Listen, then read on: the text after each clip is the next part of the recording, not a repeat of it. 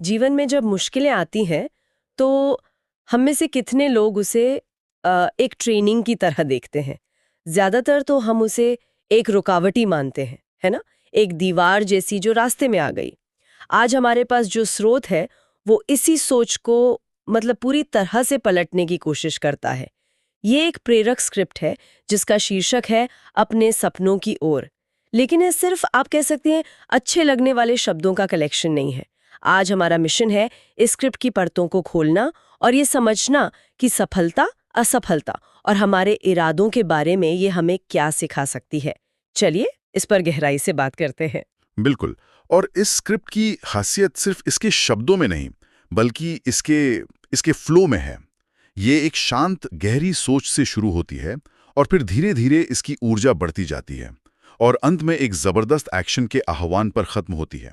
ये एक तरह से एक भावनात्मक यात्रा है जो सुनने वाले को सिर्फ मोटिवेट करने के लिए नहीं, बल्कि उसे मानसिक रूप से तैयार करने के लिए डिजाइन की गई है। तो चलिए इस यात्रा की शुरुआत करते हैं। स्क्रिप्ट की पहली ही पंक्तियां असफलता के डर पर सीधा प्रहार करती हैं। जीवन में ठोकर लगना बुरा नहीं है, बुरा तब है जब हम गिर के उठना छोड़ देते हैं। ये बात सुनी तो बहुत है, लेकिन स्क्रिप्ट इसे एक नींव की तरह इस्तेमाल करती है। हाँ, और ये नींव बहुत महत्वपूर्ण है। यहाँ जो आकर्षक बात है वो ये है कि ये असफलता को यात्रा का एक सामान्य हिस्सा मान रहा है, न कि अंत। ये कहता है कि गिरने में कोई शर्म नहीं है, समस्या तो गिरे रह जाने के फैसले में है। ये तुरंत ही उस डर को कम कर देता है जो हमें कुछ नया करने से रोकता है। यह हमें गिरने की इजाजत देता है, बशर्ते हम उठने का इरादा रखें। और इसी विचार को आगे बढ़ाते हुए एक और प्रसिद्ध पंक्ति आती है, मंजिल उन्हीं को मिलती है जिनके सपनों में जान होती है, पंखों से कुछ नहीं होता, हौसलों से उड़ान होती है। यहाँ पंख और हौसले के बीच का जो फर्क है वो बहुत दिलचस्प है। ये सिर्फ साधन और इच्छा शक्ति की बात नहीं है ना? नहीं, ये उससे कहीं ज्यादा गहरा है। ये मनोविज्ञान के एक बहुत ही शक्तिशाली सिद्धांत से जुड़ा है, जिसे इंटरनल लोकस ऑफ कंट्रोल कहते हैं। जिन लोगों का ये विश्वास होता है कि वो अपने जीवन की घटनाओं को कंट्रोल कर सकते हैं, मतलब उनका नियंत्रण आंतरिक है, वे बाहरी संसाधनों की कमी के बावजूद ज्यादा सफल होते हैं। वहीं दूसरी ओर जिनका मानना है कि उनकी सफलता या असफलता भाग्य पर या बाहरी चीजों पर निर्भर करती है, उनका नियंत्रण बाहरी होता है। बिल्कुल।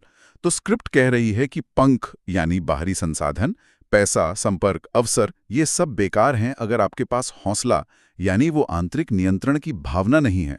असली उड़ान तो आपकी सोच से शुरू होती है। ये तो बहुत दिलचस्प एंगल है। यानी अगर कोई ये मानता है कि मेरी तो किस्मत ही खराब है, तो फिर बेहतरीन पंख भी उसे उड़ने में मदद नहीं कर सकते, क्योंकि उसने अपना कंट्रोल ही किसी और को दे दिया है। बिल्कुल सही कहा।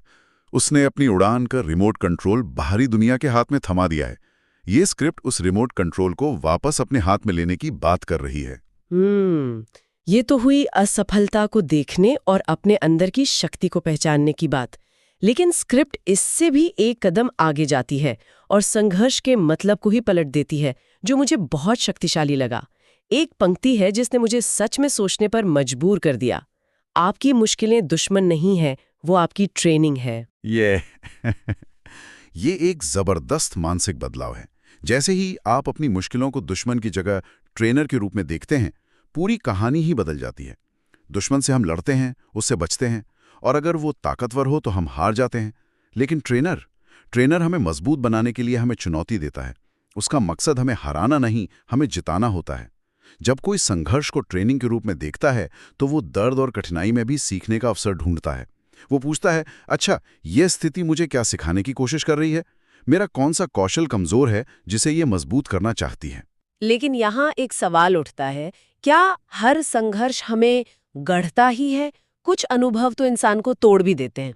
क्या स्क्रिप्ट इस बात पर कोई रोशनी डालती है कि मतलब विनाशकारी और रचनात्मक संघर्ष में क्या फर्क है? ये बहुत ही जरूरी सवाल है। स्क्रिप्ट सीधे तौर पर इसका जवाब नहीं देती, लेकिन इसका जवाब एक और पंक्ति में छुपा है। जब तक आप खुद हार नहीं मानते, दुनिया की कोई ताकत आपको हरा नहीं सकती। फर्क संघर्ष की तीव्रता में नहीं, बल्कि हमारे उस संघर्ष को दिए गए जवाब में है। एक ही जैसी मुश्किल दो लोगों को मिल सकती है, एक टूट जाता है, दूसरा और मजबूत होकर निकलता है। मनोविज्ञान में इसे पोस्ट ट्रॉमेटिक ग्रोथ कहते हैं। Post traumatic growth? हाँ, मतलब किसी बड़े सदमे या मुश्किल के बाद पहले से ज्यादा बेहतर इंसान बनना। और ये ग्रोथ तभी होती है जब व्यक्ति उस अनुभव को एक ट्रेनिंग के रूप में देखता है और उसमें से अर्थ निकालने की कोशिश करता है। फैसला हमेशा हमारा होता है कि हम उस मुश्किल को हमें तोड़ने की इजाजत देते हैं या गढ़ने की। और गढ़ने शब्द का इस्तेमाल भी बहुत सोच समझकर किया गया है। अगली पंक्ति कहती है, संघर्ष आपको तोड़ने नहीं, आपको गढ़ने आता है। ये विनाश के बजाय निर्माण की बात करता है। ये बताता है कि चुनौतियां हमारे चरित्र, धैर्य और कौशल का निर्माण करती हैं। ठीक वैसे ही जैसे एक मूर्तिकार हथौड़े और छेनी से पत्थर को तराशकर एक खूबसूरत मूर्ति बनाता है। उस पत्थर के लिए वो चोटें विनाशकारी लग सकती हैं, लेकिन असल में वही चोटें उसे आकार दे रही होती हैं, उसे कुछ मूल्यवान बना रही होती हैं। इसी तरह असफलता हमें विनम्रता सिखाती है, धोखा हमें लोगों को परखना सिखाता है और दबाव हमें शांत रहना सिखाता है। ये सब हमारे व्यक्तित्व को गढ़ने की एक प्रक्रिया का ही हिस्सा है। ये नजरिया अपनाने के बाद तो बड़ी से बड़ी चुनौती भी एक अवसर की तरह दिखने लगती है, और शायद यही मानसिकता हमें उस कीमत को चुकाने के लिए तैयार करती है जिसकी बात स्क्रिप्ट आगे करती है। ये कहती है, अगर आज संघर्ष बड़ा लग रहा है तो समझ लीजिए जीत भी उतनी ही शानदार होगी। हाँ, और ये सिर्फ एक प्रेरक पंक्ति नहीं है, इसके पीछे एक मजबूत मनोवैज्ञानिक सच्चाई है। इसे एफर्ट जस्टिफिकेशन या प्रयास औचित्य कहते हैं। सिद्धांत यह है कि जिस लक्ष्य को पाने के लिए हम जितना ज्यादा संघर्ष करते हैं, वो लक्ष्य हमारी नजरों में उतना ही ज्यादा मूल्यवान हो जाता है। हम अपने प्रयास को सही ठहराने के लिए उस चीज की कीमत बढ़ा देते हैं। इसे समझने के लिए कोई आसान सा उदाहरण दे सकती हैं? जरूर।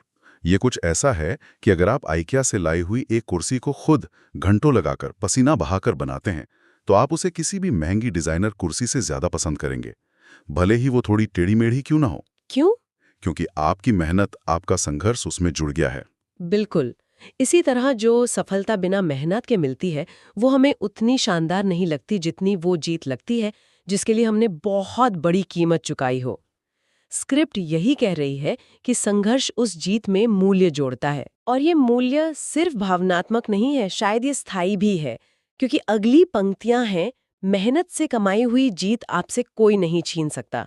ये आसानी से मिली और मेहनत से कमाई सफलता के बीच एक बहुत बड़ा फर्क बता रहा है। बिल्कुल, और ये आपसे कोई नहीं छीन सकता वाला हिस्सा बहुत गहरा है। इसका मतलब सिर्फ भौतिक संपत्ति या पद नहीं है। इसका असली मतलब है वो अनुभव, वो ज्ञान, वो आत्मविश्वास और वो चरित्र की मजबूती जो उस संघर्ष के दौरान हासिल होती है। मुझे उस एथलीट की याद आती है जिसने चोट के बाद अपना खिताब खो दिया, लेकिन उसने कहा, वे मेरा मेडल ले सकते हैं, लेकिन वे मुझसे वो हजारों घंटे की ट्रेनिंग और अनुशासन नहीं छीन सकते जिसने मुझे चैंपियन बनाया था। वाह! असली कमाई वही थी। कोई आपकी नौकरी छीन सकता है, आपका पैसा छीन सकता है, लेकिन उस सफलता को पाने के दौरान आप जो इंसान बने वो आपसे कोई नहीं छीन सकता। वो आपकी अपनी आंतरिक संपत्ति है। और इस आंतरिक संपत्ति को बनाने के लिए त्याग तो करना ही पड़ता है। स्क्रिप्ट साफ कहती है, नींद में तो हर कोई सपने देखता है, लेकिन सपनों को सच करने के लिए रातों की नींद छोड़नी पड़ती है।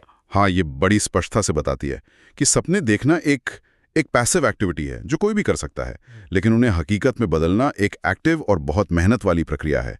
रातों की नींद छोड़ना यहाँ सिर्फ एक मुहावरा नहीं है, यह आराम, मनोरंजन और तात्कालिक सुखों के त्याग का प्रतीक है जो बड़े लक्ष्यों को हासिल करने के लिए जरूरी होता है।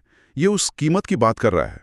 तो अब तक स्क्रिप्ट ने हमारी मानसिकता पूरी तरह से तैयार कर दी है। असफलता से डरो मत, संघर्ष को ट्रेनिंग समझो और बड़ी कीमत चुकाने के लिए तैयार रहो। और इस पूरी तैयारी के बाद आता है स्क्रिप्ट का अंतिम, सबसे ऊर्जावान हिस्सा, जो अब सोचने के लिए नहीं बल्कि कुछ करने के लिए कहता है। इसकी शुरुआत होती है, आलस छोड़िए, बहाने छोड़िए और आज से खुद को बदलने की शुरुआत कीजिए। ये दर्शन को व्यवहार में बदलने का क्षण है। अब तक जो कुछ भी कहा गया, हौसले, ट्रेनिंग, संघर्ष, वो सब विचार थे। अब स्क्रिप्ट कह रही है कि उन विचारों को जमीन पर उतारने का समय आ गया है। आलस और बहाने, ये दो सबसे बड़ी आंतरिक रुकावटें हैं, और स्क्रिप्ट सीधे उन्हीं पर हमला करती है। ये कहती है कि बदलाव की शुरुआत आज से करनी है, कल से या अगले सोमवार से नहीं। और फिर ये समय के महत्व पर ध्यान केंद्रित करती है। कल का पछतावा छोड़ दीजिए, भविष्य की चिंता छोड़ दीजिए, आज का दिन आपका है। ये पंक्तियां उन दो चोरों की बात कर रही हैं जो हमारी सबसे कीमती चीज, हमारा आज चुरा लेते हैं। बिल्कुल। ज्यादातर लोग या तो अतीत के बोझ में दबे रहते हैं या भविष्य की चिंता में खोए रहते हैं। ये वर्तमान में जीने और काम करने की शक्ति पर बल देता है। मनोविज्ञान में भी इसे माइंडफुलनेस या सचेत अवस्था कहते हैं। जब हमारा ध्यान पूरी तरह से आज पर होता है तो हमारी सारी ऊर्जा एक जगह केंद्रित हो जाती है। अतीत का पछतावा हमारी ऊर्जा खींचता है और भविष्य की चिंता उसे बिखेर देती है। ये पंक्ति कहती है कि एक्शन लेने के लिए सबसे सही समय अभी है और सबसे सही जगह यही है। हाँ, आज का दिन आपका है का मतलब है कि आपके पास नियंत्रण सिर्फ आज का है। और इस क्लाइमैक्स का अंत होता है स्वामी विवेकानंद के प्रसिद्ध उद्धरण से, उठो, जागो और तब तक मत रुको जब तक मंजिल हासिल न हो जाए। ये एक ऐसा आह्वान है जो पीढ़ियों से लोगों को प्रेरित करता आया है। ये पूरी स्क्रिप्ट की ऊर्जा को एक शिखर पर ले जाके छोड़ देता है। ये सिर्फ एक पंक्ति नहीं है, ये एक आंदोलन का नारा है। इसके 3 हिस्से हैं। उठो का मतलब है अज्ञानता या आलस की नींद से बाहर आओ। जागो का मतलब है अपनी असली क्षमता और अपने लक्ष्य के प्रति सचेत हो जाओ। और तब तक मत रोको का मतलब है कि एक बार रास्ता चुन लिया तो फिर लगातार चलते रहो, बिना रुके, जब तक मंजिल मिल न जाए। ये पूरी स्क्रिप्ट का सार एक वाक्य में समेट देता है: जागरूकता, संकल्प और निरंतरता। तो इस पूरी स्क्रिप्ट पर गहराई से बात करने के बाद अगर हमें इसके मुख्य संदेशों को समेटना हो तो स्रोत में 4 प्रमुख बातें बताई गई हैं। पहला है आत्मविश्वास, दूसरा है निरंतरता, तीसरा है दृढ़ संकल्प और चौथा है सक्रियता। और ये चारों बिंदु सिर्फ अंत में लिखी गई बातें नहीं है, बल्कि ये पूरी स्क्रिप्ट में एक धागे की तरह पिरोए हुए हैं।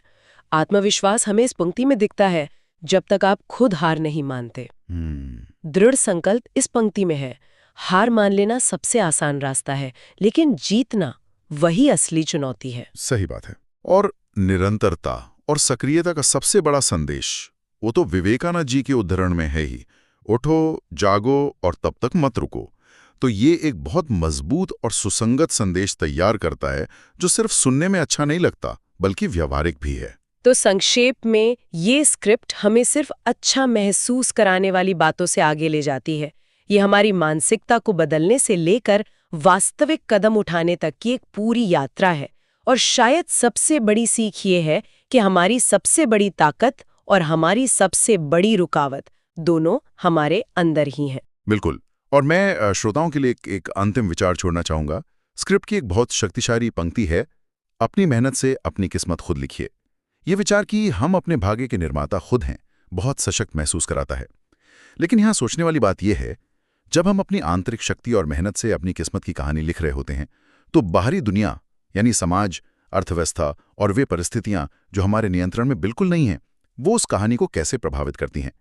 हमारी आंतरिक दृढ़ता और बाहरी वास्तविकता के बीच का ये जटिल संतुलन कैसे बनता है, ये एक महत्वपूर्ण सवाल है जिस पर विचार किया जा सकता है।